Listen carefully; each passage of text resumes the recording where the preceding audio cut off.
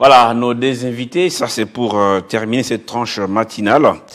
Junior Ndala Nyemboué, chercheur dans les domaines médico-pharmaceutiques. Bienvenue.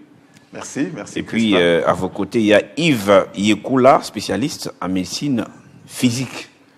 Et des réadaptations. Merci beaucoup. Ah, physique et des réadaptations. Réadaptation, ouais. Ça veut dire la médecine physique et des réadaptations, c'est une discipline médicale qui a pour rôle de coordonner toutes les mesures visant à prévenir et à minimiser les conséquences de l'handicap dans la vie d'une personne.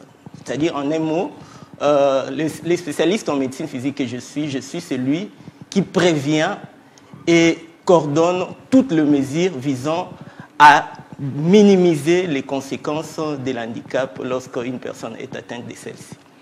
Alors aujourd'hui, on va parler notamment des troubles neuro-orthopédiques, oui, et qualité de vie, des maladies de la glande prostate. Ce sont des termes très techniques. Ça veut dire quoi? Merci beaucoup. Ouais. Voilà pourquoi nous sommes deux spécialistes un peu qui sont vos invités. Il y a Yves qui est là, qui est médecin en médecine physique.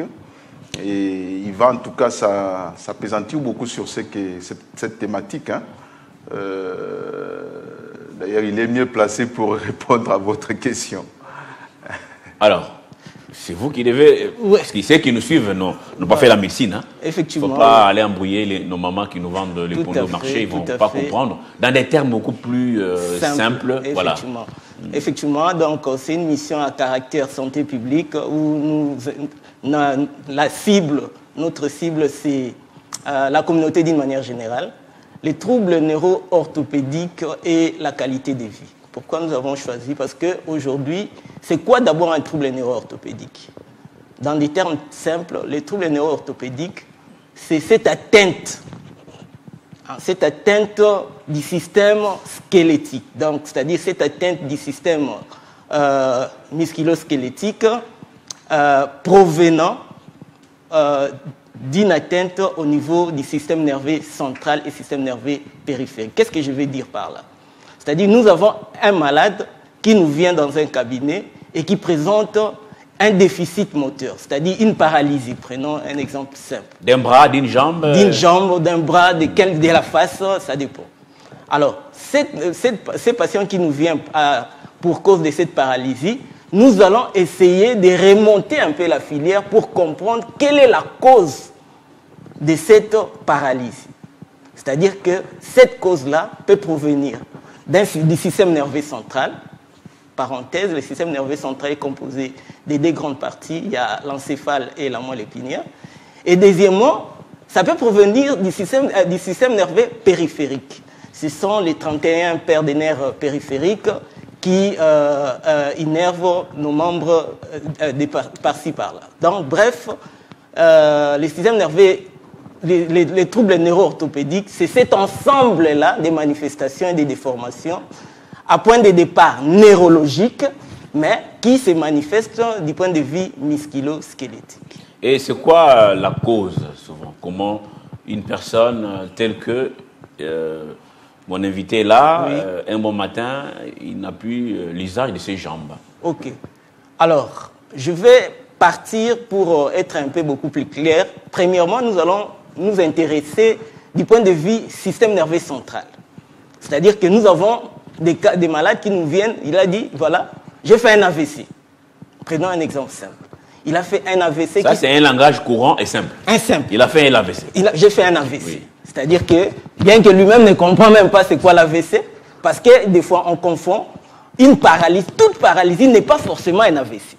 C'est-à-dire qu'un AVC, c'est un accident qui se produit au niveau de la tête, au niveau du système, donc au niveau cérébral.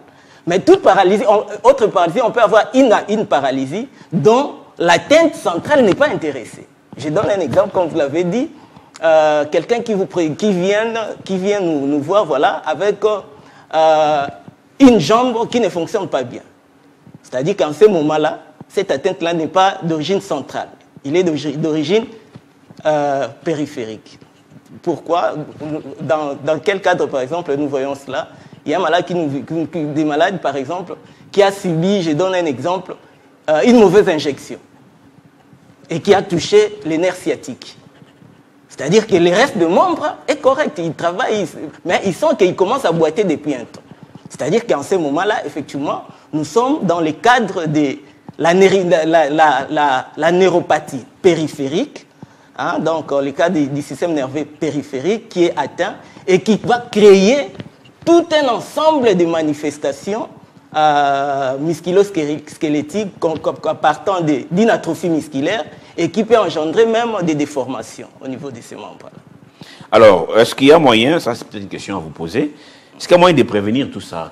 Qu'est-ce qu'il faut faire? Est-ce que c'est la qualité de vie, ce que nous consommons chaque jour, les stress? Il y a beaucoup de causes aujourd'hui. Tout à fait. Je ne sais pas, parce qu'il y a beaucoup de...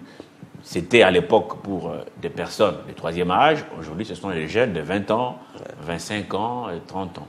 Effectivement.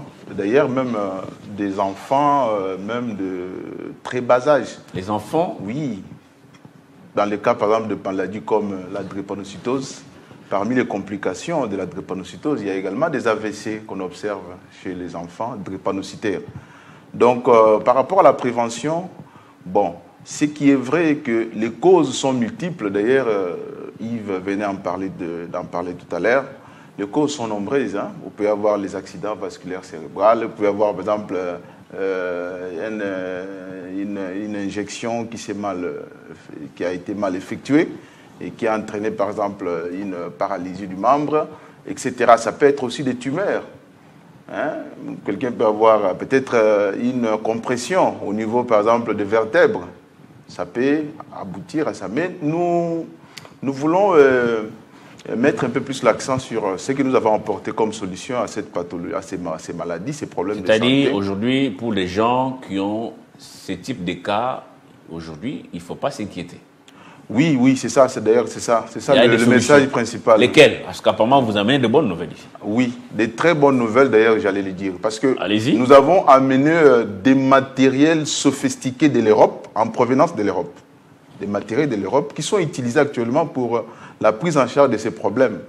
D'ailleurs, Yves va incontestablement ajouter un plus par rapport à ces matériels que nous avons. Ce sont des matériels de haute technologie. Donc, de qualité exceptionnelle. D'ailleurs, le matériel actuel font pratiquement tout, hein, ce qu'il faut. Et il y a des massages qui sont effectués par ces matériels, hein, etc. Donc, par rapport à la prise en charge actuellement, nous avons apporté vraiment la meilleure solution, que ce soit quelqu'un qui a des douleurs chroniques, des arthroses, des problèmes de hernie discale, ainsi de suite. Donc, actuellement, avec les matériels que nous avons apportés... Plus question d'aller à l'étranger. Plus question d'aller... Ça se fait sur place. Oui, exactement. Avec le matériel que nous avons... Matériel, oui, mais est-ce qu'il y a de l'expertise? Mais bien sûr. D'ailleurs, par rapport à l'expertise, nous avons des personnels hyper qualifiés, des personnels très qualifiés, des personnes qui ont appris la prise en charge des Congolais ou des expatriés? Vous savez, la sagesse, l'intelligence, Dieu ne l'a pas donné qu'aux expatriés. Hein. Donc, nos compatriotes congolais très compétents, experts dans la matière, dans le domaine, et c'est eux qui assurent la prise en charge, les soins de personnes présentant ces problèmes de santé. Alors, oui, allez. Je voulais ajouter un rapport, premièrement, avec... les traitements, c'est-à-dire d'abord premièrement en termes de l'expertise, parce que les traitements dépendent de l'expertise que vous avez en face. C'est-à-dire qu'en termes de l'expertise aujourd'hui, depuis plus de 20 ans, ici sur place, la faculté de médecine forme de médecins physiques. C'est ces spécialistes-là, dans le domaine de rééducation et réadaptation, susceptibles de prendre en charge tout problème lié à l'appareil locomoteur, tout problème d'AVC, tout problème de paralysie quelconque. En tout cas, aujourd'hui, au Congo, point besoin d'aller à l'étranger parce que l'expertise est là. Mais on sent toujours ces bruits, on a tel matériel. Quand il y a un cas, on est tout le temps limité. Est-ce qu'on reste superficiel? On se contente de ces matériels, parfois qu'on a payés. Je ne sais pas si c'est le vrai matériel parce que il y a toujours des secondes mains ou dixième main, peut-être pour la publicité. Bon, mais des cas spécifiques, est-ce que vous avez des témoignages? Vous avez des témoignages, des cas spécifiques, des gens frappés par ce que nous, profanes, appelons AVC, et qui sont venus chez vous. Nous avons beaucoup de cas, c'est répertorié, nos malades d'ailleurs, ils nous suivent à travers le média. Nous avons beaucoup de cas, des gens qui sont venus avec des AVC, qui des fois ont été référés d'ailleurs, c'est-à-dire quelqu'un qui est allé pour une expertise ailleurs, on lui dit mais chez vous il y a déjà une expertise, pourquoi vous venez jusqu'ici? Nous les avons pris en charge et nous les avons récupérés. Et en termes de matériel, il ne faudrait pas oublier une chose, c'est-à-dire le matériel c'est un médicament.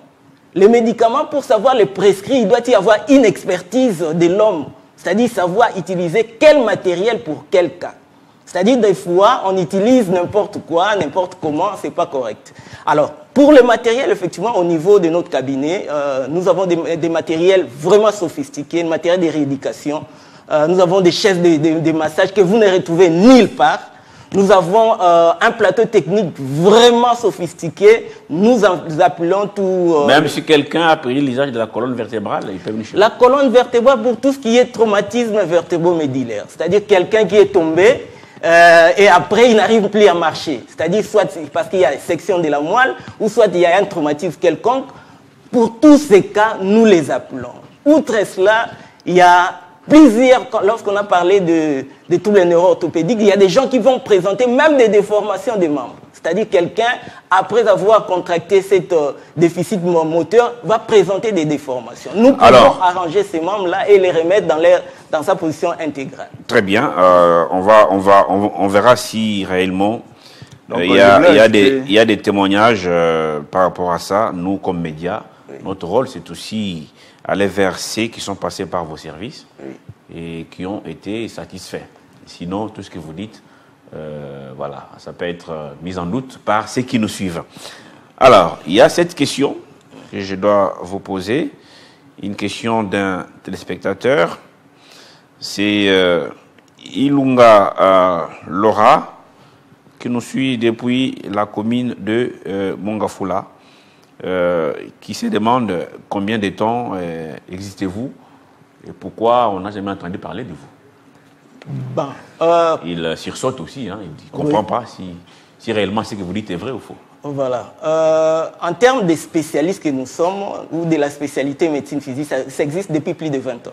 Plus de 20 ans Plus de 20 ans chez nous, ici au Congo, à la faculté de médecine de l'université de Kinshasa. Les spécialistes en médecine physique sont formés là-bas, médecine physique et de réadaptation. Pour ce qui est de notre expertise sur terrain, donc vous comprenez que lorsqu'on a été à la faculté, il y a cela 20 ans, c'est pratiquement après 6 ans, parce que c'est 6 ans de formation que la faculté vous met sur le marché. Et ça fait plus d'une dizaine d'années que nous exerçons. Nous exerçons en privé, mais aussi étatique comme moi. Je suis médecin étatique, donc médecin de l'État, employé par l'État aussi. Mais nous exerçons aussi dans des cabinets privés où nous prenons en charge ces patients-là. Alors, on va évoquer finalement pour terminer cette émission, on va parler des maladies de la glande prostate. Oui. Qu'est-ce que ça veut dire? C'est bien. Glande prostate. Je voulais ajouter un petit mot sur ces thèmes que nous venons de parler. Rapidement, parce qu'on doit parler des deuxième terme, on n'a plus assez de temps. Allez-y. Effectivement.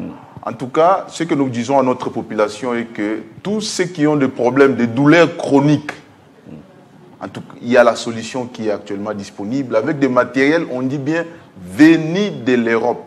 Venus de l'Europe, des matériels sophistiqués. Nous avons d'ailleurs reçu un spécialiste de cliniques universitaires de Kinshasa, un orthopédiste, un médecin qui est aussi enseignant. Il est venu, il a essayé le matériel, il était émerveillé. Il a d'ailleurs lancé un appel et dit, moi, orthopédiste, spécialiste médecin en orthopédie, je vous encourage de venir parce que la solution est là pour des douleurs chroniques, ces problèmes qui dérangent beaucoup de personnes. Si vous avez ces problèmes, le dos qui fait mal, etc., la solution est là. Il y a des matériels sophistiqués venus de l'Europe qui permettent donc de prendre en charge efficacement ces problèmes. Très bien, on a compris. Alors, un petit mot à chacun concernant les maladies de la glande prostate. Concernant les maladies de la glande prostate, il y en a beaucoup. Ça, c'est chez les hommes, non? Chez les hommes. À partir déjà, si vous savez que vous avez déjà 45 ans, montez, venez en consultation, nous allons vous recevoir. Le centre Nieka est là, passez en consultation.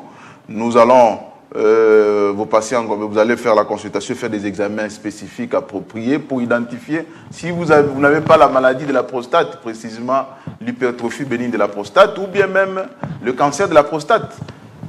Parce que c'est de plus en plus fréquent, on observe ça, parfois même aux personnes qui n'ont même pas encore atteint l'âge de 40 ans. Dernièrement, on a reçu un jeune qui a été dans les 39 ans, mais qui souffrait déjà de maladies de la prostate. Sa glande prostate avait déjà augmenté de volume. Donc actuellement, il est important de signaler qu'il y a une solution, il y a un traitement qui permet de soigner cette maladie sans passer par l'opération. On n'opère plus, c'est des choses anciennes, l'opération de la prostate. Actuellement, on donne des produits naturels, des produits dont nous avons inventé au centre Nieka, des produits qui permettent donc, même si le volume de la prostate, la glande prostate avait augmenté de volume jusqu'à atteindre 180 grammes, parce qu'on reçoit des patients qui viennent avec des grammes comme ça, alors que la valeur normale va de 8 à 25. Vous voyez quelqu'un qui vient avec 180 grammes et vous réduisez ça jusqu'à 20 grammes. Conclusion, prostate normale. Sans opération. Parce que vous connaissez, l'opération de la prostate a beaucoup de complications. Il y a cette question d'un profane qui dit, je ne sais pas, il a réagi plus vite, il dit pour prévenir la maladie de la prostate, il faut beaucoup plus pratiquer la sexualité. C'est vrai ou c'est une conclusion des gens qui ne sont pas du domaine? Ce qui a dit que la glande prostate augmente le volume avec l'âge. Donc c'est une maladie liée à l'âge. C'est lié seulement à l'âge. C'est lié à l'âge. Mais on peut aussi, certains peuvent aussi développer des prostatites. Ça, ce sont des infections que quelqu'un peut attraper sexuellement, par voie sexuelle, des infections urogénitales qui peuvent entraîner... Alors, on va terminer avec vous. Est-ce que vous avez un petit mot à ajouter par rapport à ce qu'il a dit? Parce que là, on a conclu l'émission. Voilà. Pour ce qui est des problèmes de la prostate, effectivement, au-delà de tout ce qui est pathologie de cette glande-là, parce que par glande, nous comprenons que tout organe qui sécrète quelque chose, nous n'allons pas entrer dans les détails. Et par rapport à ça, c'est surtout les retentissements de ces maladies prostatiques sur la vie. C'est-à-dire que ça va entraîner tout un panel de complications partant des incontinences urinaires qui peuvent être prises en charge aussi en médecine physique, chez nous, dans notre cabinet. Alors pour cela, nous appelons nos patients à venir. Nous sommes sur l'avenue Oshwe, A30, à Matungé, dans la commune de Kalamou. Et notre numéro de contact, c'est le 083 13 98 830. 083 13 98 830. Et notre numéro WhatsApp, c'est le 0032 465 83 57 19. Merci. 0032 465 83 57 19. Merci Venez, beaucoup. nous sommes là pour vous. Merci beaucoup à vous, Junior Ndala et puis Yves Yekoula. Merci beaucoup pour cette page spéciale santé, parce que il y a beaucoup de maladies, surtout à Kinshasa. Il faut aller consulter, il faut approcher les spécialistes que vous êtes. Merci beaucoup, c'est nous qui vous remercions. Merci à vous tous qui nous avez suivis depuis 7h20 de Kinshasa. Oui, c'était un peu plus long aujourd'hui. Je vous retrouve mercredi prochain, même plateau, même antenne, même plaisir. À très bientôt.